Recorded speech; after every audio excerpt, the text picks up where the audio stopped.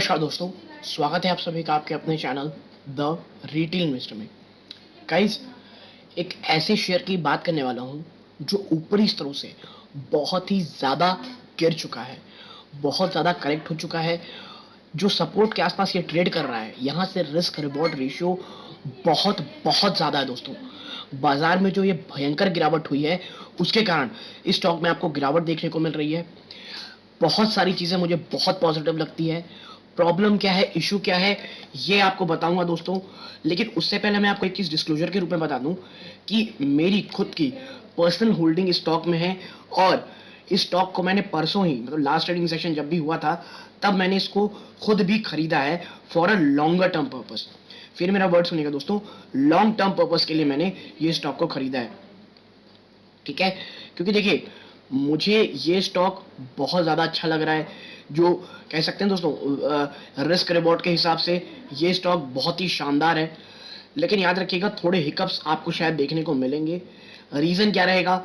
Reason एक ही रहेगा दोस्तों, और वो ये है कि स्टॉक स्मॉल कैप है, ठीक है। और बाजार में जब भी गिरावट होती है तो जो स्मॉल कैप स्टॉक्स होते हैं उसमें आप देखते होंगे कि एक बहुत ही ज़्यादा बड़ी गिरावट आप कह सकते हैं, और एक बहुत ही बड़ी कह सकते हैं ऊपरी स्तरों से गिरावट देखने को मिलती है। और यही हो रहा है स्टॉक के साथ। लेकिन for a longer term I am very much bullish on it. लेकिन वीडियो को आगे बढ़ने से पहले सब्सक्राइब का बटन दबा दें, वीडियो अच्छी लगती है लाइक कीजिएगा। अब विदाउट वेस्टिंग टाइम सीधा लेके चलता हूँ शेयर प्राइस की तरफ। देखिए, हेरिटेज फूड स्टॉक का नाम है। 2.98% की गिरावट इसमें वापस से हुई है। मैं इसे बहुत समय दोस्तों एक्यूमुलेट कर रहा हूँ, ठीक है। मतलब आपको मैंने हमेशा कहा था कि बाजार वीक दिख रहा है मेरे को, मैं इस स्टॉक को कह लीजिए एक्यूमुलेशन स्टार्ट कर चुका हूँ। मैंने इसको 200 के ऊपर एक बार एक्यूमुलेट किया था, और अब मैंने एक एक्यूमुलेशन किया है अभी, जब लास्ट ट्रेडिंग सेशन में गिरावट हुई थी। और फॉर अ लॉन्गर टर्म मुझे ये स्टॉक में कोई भी गड़बड़ी नहीं दिख रही है।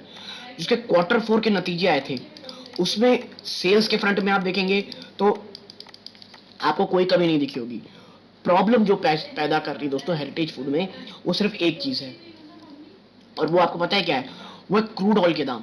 देखिए, क्रूड ऑयल के दाम ना बहुत ज़्यादा डेंट कर रहे हैं इनके ट्रांसपोर्ट कॉस्ट को, ठीक है। जो ट्रांसपोर्ट कॉस्ट है वो बहुत ज़्यादा के लिए प्रेशर कर रहा है इनके मार्जिन पे, और वही असर हुआ इसके क्वार्टर 4 के नतीजों में, ठीक है। हेरिटेज फूड की जो सबसे अच्छी बात है, देखिए, हेरिटेज फूड और एक पराग मिल्क, ये दो स्टॉक्स मुझे अच्छे लगते थे।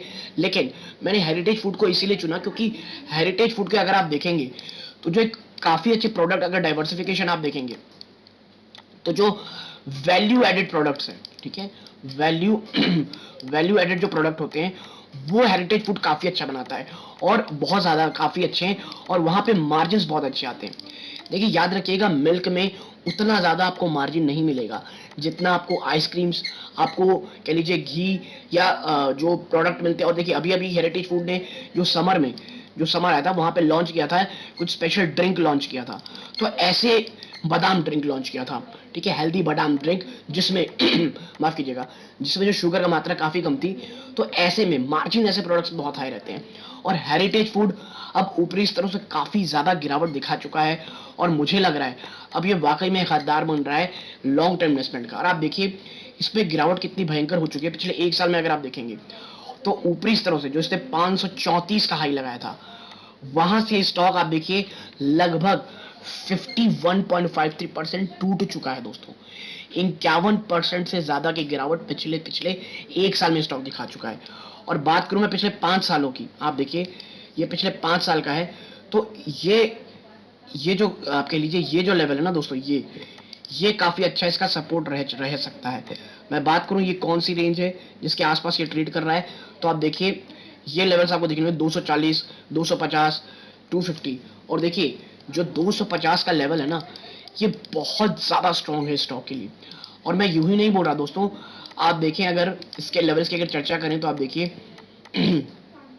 इसका 200 ए में भी 253 रुपए, कितना, 253 रुपए इसका 200 ए में है।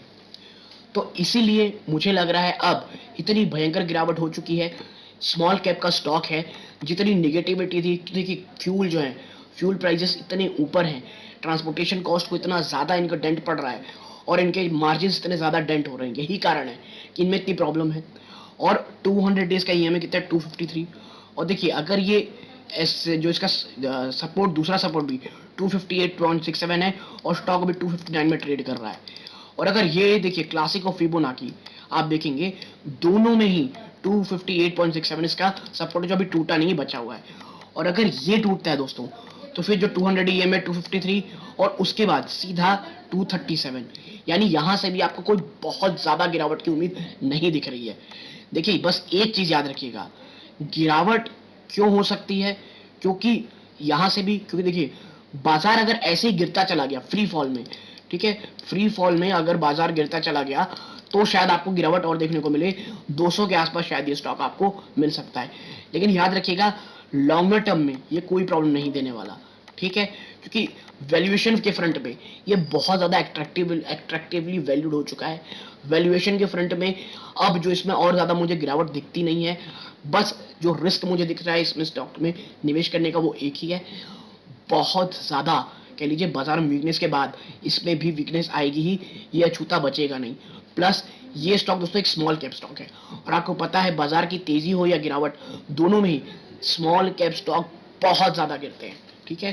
तो ऐसे निवेशक जो मिल्क प्रोडक्ट के या डेयरी प्रोडक्ट के इस स्टॉक में निवेश करना चाहते हैं उन्हें निवेश करना चाहिए, इन स्तरों में तो बिल्कुल ही। और आप देखिए जो इनका पीक सीजन था वो जा चुका है। एक चीज याद रखिएगा आप, समर सीजन, क्योंकि आप आदमी जब समर में रहता है उस समय कह लीजिए छाछ, लस्सी और आप आइसक्रीम्स, ये तमाम चीजें बहुत ज्यादा सेल होती हैं, ठीक है। और अब समर आ गया और जैसे ही बरसात के बाद विंटर के आसपास दोस्तों आपको सेल्स में थोड़ी सी गिरावट देखने को मिलेगी, ठीक है।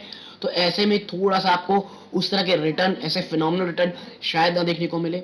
लेकिन अगर आप अगले साल तक के लिए रख सकते हैं स्टॉक को और थोड़ा सा 1-2 क्वार्टर में थोड़ा सा आप सह सकते हैं कि मार्जिन में डेंट, स्टॉक ना ज्यादा भागेगा ना ज्यादा गिरेगा, कांस्टेंट रहेगा, तो मुझे लग रहा है फॉर ईयर और 2 आपको आराम से 50 to 60% एटलीस्ट आपके पैसे में इन स्रोत से रिटर्न मिल सकता है।